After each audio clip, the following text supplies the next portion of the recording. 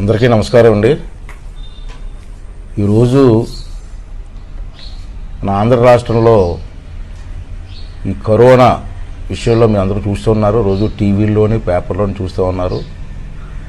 రోజుకి కూడా విపరీతంగా ఈ కరోనా వ్యాధి విజృంభిస్తున్న సంగతి మీరు అందరూ చూస్తూ ఉన్నారు. ఇప్పటికీ 40,000 కేసులు ఒక ఆంధ్ర రాష్ట్రంలో 13 జిల్లాల్లో వచ్చాయంటే ప్రభుత్వం ఎంత నిర్లక్ష్యంగా ఉన్నదో మనకు క్లియర్గా అర్థమవుతుంది. ఆ రోజు 200-300 కంటేనే ఎక్కువ అనుకున్నాం. మరి ఈవేళ 40,000 మందికి కరోనా వ్యాధి వచ్చిందంటే ఎంతోమంది చనిపోతూ ఉంటే ప్రభుత్వం చూస్తూ ఊరుకోవడం ఎంతవరకు సమంజసం ఒకసారి ఆలోచన చేయవలసిన అవసరం ఉంది. ముఖ్యమంత్రి గారికి ఈ కరోనా వ్యాధి నిర్మూలించాలనేటువంటి ఆలోచనే కనపట్టలేదు. ఎంతసేపు ఎవరిని అరెస్ట్ చేయాలి, ఎవరి మీద కేసులు పెట్టాలి, ఎవరిని జైల్లో పెట్టాలి, ఏ విధంగా భూములు దోచుకోవాలి, ఏ విధంగా ఇసుకలో దోచుకోవాలని ఆలోచిస్తున్నారు తప్పించి ఈ కరోనా వ్యాధి గురించి అసలు ఆలోచన చేయట్లేదన్న విషయాన్ని మనందరం గమనించవలసిన అవసరం ఉంది. ఈవేళ రాష్ట్ర వ్యాప్తంగానే కాదు, ముఖ్యమంత్రి గారు గుంటూరు జిల్లాలో ఉన్నటువంటి ఇల్లు చుట్టూ కూడా రెడ్ జోనే. రోజు వాళ్ళ ఆఫీసుల్లో ఎక్స్ప్లెయిన్ చేస్తూనే ఉన్నారు. కానీ ప్రభుత్వం తాలూకు నిర్లక్ష్యాన్ని మనందరం కూడా ఖండించవలసిన అవసరం ఉంది. ఇవాళ మనం చూసాం, ఇటువంటి సమయాల్లో తుఫాన్లు వచ్చినప్పుడు కానీ ఇటువంటి సమయాల్లో కానీ యంత్రాంగం అంతా స్పందించాలి. యంత్రాంగానికి ముఖ్యమంత్రి గారి డైరెక్షన్ సరైన డైరెక్షన్లు ఇవ్వాలి. ఇప్పుడు వచ్చి కరోనా వచ్చి ఇప్పుడు మార్చి నుంచి వచ్చింది. మార్చి, ఏప్రిల్, మే 3 నెలలు అయిపోయింది. జూన్ 4వ నెల, జూలైలో ఉన్నాం. అదే జూలై అయిపోతే 5 నెలలు అయిపోతుంది. ఈ 5 నెలల్లో ఎప్పుడైనా ఒక్కరోజైనా ముఖ్యమంత్రి గారు సీరియస్గా కరోనా గురించి ఎప్పుడైనా చర్చలు చేశారా, రివ్యూలు చేశారా? ఏదో తాత్కాలికంగా ఒక అరగంట 10 నిమిషాలు రివ్యూ చేయడం, ఇది చేయండి అది చేయండి చెప్పడం. అంచేత ఎక్కడ కంట్రోల్ లేదు. అధికారులు కూడా నిర్లక్ష్యం అయ్యేది. అంటే నాయకుని పెట్టే ఉంటుంది ఇదంతా కూడా. అంచేత నేను ముఖ్యమంత్రి గారిని కోరుతున్నాను, మీకు ఇటువంటి అలవాట్లు లేకపోవచ్చు, ఎవరికీ ఉండవు, అనుకోకుండా వచ్చిన వ్యాధి ఇది. అంచేత మీరు సీరియస్గా మీటింగ్స్ పెట్టండి. దీన్ని ఎలా కంట్రోల్ చేయాలి, దీని మీద అవగాహన ఉన్నటువంటి పెద్ద పెద్ద డాక్టర్లు ఉన్నారు మన రాష్ట్రంలో, చాలామంది సీనియర్ డాక్టర్లు ఉన్నారు. వాళ్ళందరితో మీటింగ్ పెట్టండి, సైంటిస్టులతో మీటింగ్ పెట్టండి. దీని మీద అవగాహన ఉండేటువంటి వ్యక్తులందరూ చాలామంది ఉన్నారు. పొలిటీషియన్స్ ఉన్నారు, సీనియర్ పొలిటీషియన్స్, వాళ్ళతో మీటింగ్ పెట్టండి. ప్రతిపక్ష నాయకులతో మీటింగ్ పెట్టండి. వాళ్ళందరూ సలహాలు తీసుకోండి. సలహాలు తీసుకొని దీన్ని ఏ విధంగా అరికట్టాలో ఆలోచించాలి తప్పించి మీరు ఏదో సరదాగా సినిమా చూసినట్టు ఏదో ఒక అరగంట 2 గంటలు మాట్లాడుకొని మీ చేసేసి సీరియస్ లేకుండా చేస్తే చాలామంది ప్రాణాలు పోయే ప్రమాదం ఉంది. ఇవాళ ప్రజలకేమో అర్థం కావట్లేదు, అసలు ఏం జరుగుతుందో తెలియట్లేదు, ప్రభుత్వం ఏం చేస్తుందో తెలియట్లేదు, ప్రజలు కూడా ఏం చేయాలో అర్థం కావట్లేదు. ఉదాహరణకు ఒక విషయం చెప్పాలి. ఈవేళ 15వ తారీఖు అనుకుంటాను, మొన్న 15వ తారీఖుని విశాఖపట్నంలో ఒక పెద్ద ఫ్యామిలీ వ్యక్తి నా దగ్గరకు వచ్చి, సార్ మా వాళ్ళకి కరోనా లక్షణాలు కనపడుతున్నాయి,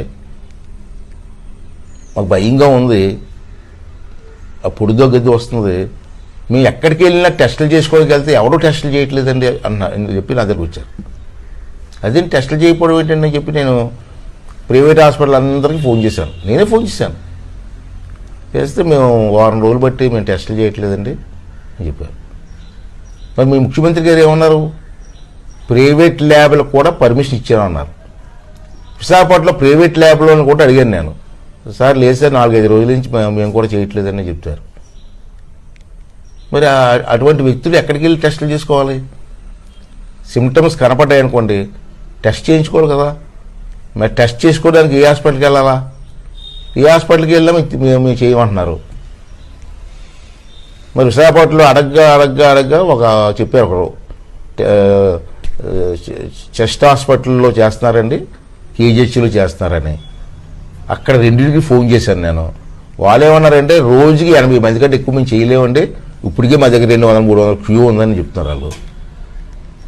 అంటే విశాఖపట్నం లాంటి హెడ్ క్వార్టర్లో 2 హాస్పిటల్ పెడితే రోజుకి 200 మందికి కూడా మీరు టెస్టులు చేయకపోతే ఇన్ని లక్షల మందికి ఎప్పుడు టెస్టులు చేస్తారు? దీనికోసం ఈ ప్రభుత్వంతో ఆలోచన ఏంటి? అసలు రాష్ట్రంలో ఎన్ని బెడ్లు ఉన్నాయి? 40,000 మందికి కరోనా వచ్చిందని చెప్పి మీ పత్రికల్లో వస్తున్నాయి, టీవీలో వస్తున్నాయి. ఈ 40,000 మందికి బెడ్లు ఉన్నాయా? 40,000 మందికి టెస్టులు చేసే కెపాసిటీ మీ దగ్గర ఉందా? మరి ఏం చేస్తున్నారు మీరు? ఏం ఏర్పాటు చేస్తున్నారు ప్రభుత్వ పరంగా? మరి ప్రజలు ఎక్కడికి పోవాలి? మరి ప్రైవేట్ హాస్పిటల్ కన్నా మీరు పర్మిషన్ ఇవ్వాలి కదా. మరి అక్కడికైనా పోతాం కదా మేము, ఏదో అప్పో సొప్పు చేసి. అక్కడ చేయిపోయి గవర్నమెంట్ హాస్పిటల్లో చేయిపోయి ఎక్కడ పోవాలండి? రెండోది ఏంటంటే ముఖ్యమైన విషయం, ప్రభుత్వం గమనించవలసిన విషయం, మీరు కరోనా టెస్ట్ చేస్తున్నారు. కరోనా టెస్ట్ చేసిన తర్వాత 10 రోజుల వరకు రిజల్ట్ రావట్లేదు. మరి 10 రోజుల వరకు రిజల్ట్ రాకపోతే ఈ టెస్ట్ చేసిన వ్యక్తి ఎక్కడికి వెళ్ళాలి? ఎక్కడ ఉండాలి 10 రోజులు? మళ్ళీ ఇంటికి పోతున్నాడు. ఇంటికి పోయి మళ్ళీ జనాలు తిరిగేస్తాడు, శుభ్రంగా ఇంట్లో తిరిగేస్తాడు, జనాలు తిరిగేస్తాడు. 10 రోజుల తర్వాత ఆడికి పాజిటివ్ వస్తుందని చెప్తున్నారు మీరు.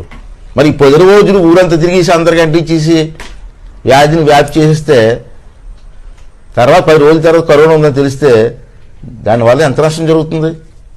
దానికోసం కూడా మీరు ప్లాన్ చేయాలి కదా. టెస్ట్ చేసిన వాళ్ళందరికీ కూడా ఇమీడియట్గా టెస్ట్ రిపోర్ట్ ఇవ్వాలి. లేదంటే వాళ్ళని తీసుకెళ్ళి ఏదో హాస్పిటల్లోనో లేదా క్వారంటైన్ సెంటర్లోనే పెట్టాలి. అది ఏమీ చేయకుండా ఊరి మీద వదిలేస్తున్నారు, అలా ఊరని తిరిగేస్తున్నారు. ఈవేళ మీరు ఎంతమంది టెస్టులు చేశారు? ఇంకా ఎంతమంది చేయాలి? కొన్ని వేల మంది చేయాలి, కొన్ని లక్షల మంది చేయాలి. వాళ్ళు పాజిటివ్ ఉంటే ఏమవుతుంది? అంటే ఇవన్నీ కూడా ప్రభుత్వం ఆలోచన చేయాలి. మనకు ఆలోచనలు రావు, అంటే మన పొలిటీషియన్స్, మనకు ఆ సబ్జెక్ట్ తెలియదు. అంచేత ఆ సబ్జెక్ట్ తెలిసిన వాళ్ళతో మీటింగ్ పెట్టాలి, వాళ్ళ సలహాలు తీసుకోవాలి. ఆ విధంగా వెళ్ళకుండా మీరు ఈ విధంగా కరోనాని ఎంత ఉధృతంగా 40,000 మంది మాట్లాడండి. వీళ్ళందరికీ బెడ్స్ ఎక్కడ ఉంటాయి? రెండోది ఏంటంటే విచిత్రం ఏంటంటే, కరోనాలో ఎవరినైతే క్వారంటైన్ సెంటర్లో పెడతారో వాళ్ళందరికీ కూడా భోజనాలు మేమే పెడతామని చెప్పి మీరు అనౌన్స్ చేశారు. దానికి 500 రూపాయలు భోజనానికి ఇస్తామని చెప్పి అనౌన్స్ చేశారు. దానికి ఏం భోజనం సప్లై చేసి ఒక క్యాంటీన్లు ఏర్పాటు చేశారు. ఈవేళ దాని పెద్ద మెనూ మీరే ఇచ్చారు. మెనూ, ఈ మెనూ మేము ఇస్తామని. ఈ మెనూ చూస్తే జనం నవ్వుకుంటున్నారే. ఎంత పెద్ద మెనూ ఇచ్చావు? ఆ మెనూ చూస్తే మీరు ఎటకారంగా ఇచ్చారా, ప్రజల్ని ఎటకారం చేయడం కోసం ఇచ్చారా, ఎవరికి అర్థం కాని పరిస్థితి ఉంది. ప్రజలు కూడా ఆలోచించేవారు. ప్రజలకు అంతా తెలిసి ఇంత మెనూ ఇస్తున్నారు, ప్రజలకు ఎవరికి తెలుసా? ఇక్కడ మా నాయకులు ఇంతమంది ఉన్నారు, ఎవరికైనా ఈ మెనూ తెలుసా? అంటే ప్రజలు ఏ విధంగా మోసం చేస్తున్నారు మీరు? అన్ని విషయాల్లో మోసం చేస్తున్నారు ప్రభుత్వ పరంగా. మరి కరోనా టైంలో కూడా ఇటువంటి సీరియస్ విషయాల్లో కూడా మోసం చేయడం ఎంతవరకు జరగమండి? చూడండి, ఇక్కడ ఉదయం అట 2 ఇడ్లీ అట, 2 గారెట, గోధుమ రవ్వ ఉప్మాట, మైసూరు బజ్జీ 2 అట, తెల్లరవ్వ ఉప్మాట, పూరి 2 అట, టమోటా బాత్ 1 అట, పునుగులు 2 అట. రోజు విడిచి రోజు ఈ మెనూ ఇస్తారట. ఎక్కడైనా ఇస్తున్నారండి హాస్పిటల్లో? వరస్ట్ భోజనం పెడుతున్నారు, వరస్ట్ టిఫిన్ పెడుతున్నారు. ఎక్కడైనా ఇస్తున్నారా? ఈ విధంగా మోసం చేయడం ఎంతవరకు కరెక్ట్ అండి? 500 రూపాయలు ఇస్తున్నారు. ఎక్కడ నిన్న క్యాంటీన్లో అందరితో మాట్లాడాను, ఏమో సరిగ్గా భోజనం బిల్లు ఇవ్వలేదు, ఎక్కడ ఇవ్వమంటారు సార్ అని అడుగుతున్నారు వాళ్ళు. మేము అంతా వెళ్ళి అడిగితే బిల్లు పెట్టండి అన్నారు, పెట్టాం, అయినా ఇవ్వలేదు. మీరు ఎక్కడ అప్పు చేసి ఎక్కడ పెడతామని మేము పెట్టగలమండి అని వాళ్ళు అంటున్నారు. రెండోది మధ్యాహ్నం భోజనం అట. ఇది నేను చెప్పిన టిఫిను. ఈ మధ్యాహ్నం భోజనం బాయిల్డ్ ఎగ్స్ అట, స్వీట్ అట, ఫ్లేవర్ రైస్ అట, పప్పు అట, కూర అట, వేపుడు కూర అట, పచ్చడట, వైట్ రైస్తో పాటు సాంబార్ అన్నం అట, దానికి మళ్ళీ ప్రత్యేకమైన ప్యాకింగ్ అట, పెరిగన్నం, అదొక ప్రత్యేకమైన ప్యాకింగ్ అట. అదేమో మధ్యాహ్నం భోజనం మీరు ఇచ్చిన మెను సాక్షి పేపర్లో వచ్చింది. మరి సాక్షి పేపర్ అంటే జీవో అన్నారు కదా మీరు. సాక్షి పేపర్లో ఏవో వచ్చినా అది జీవో అని చెప్పారు. ఇప్పుడు సాక్షి పేపర్లో వచ్చింది ఇది. తర్వాత సాయంత్రం రోజుకు ఒక పండు ఇస్తారట, ఏదో పండు, బాదం పప్పు అట, జీడిపప్పు అట, పిస్తా పప్పు అట, కిస్మిస్ 100 గ్రాములట, వీటితో పాటు చేగోడీలు కానీ బూందీ కానీ ఇస్తామని చెప్పి రాశారు. ఇది మరీ విడ్డూరంగా ఉంది కదా. బాదం పప్పు అట, పిస్తా అట, కిస్మిస్ అట ఎవరికైనా ఇచ్చారా? ఎందుకు చెప్తానంటే ప్రజలు చూడాలి ఇవన్నీ. మరి ప్రభుత్వం మరి ఇన్ని ఇచ్చారు. రాత్రి భోజనం అట, పప్పు అట, కూర అట, వేపుడు కూర అట, సాంబార్ అట, రసం అట, వైట్ రైస్ అట, ఇది రాత్రి భోజనం అట.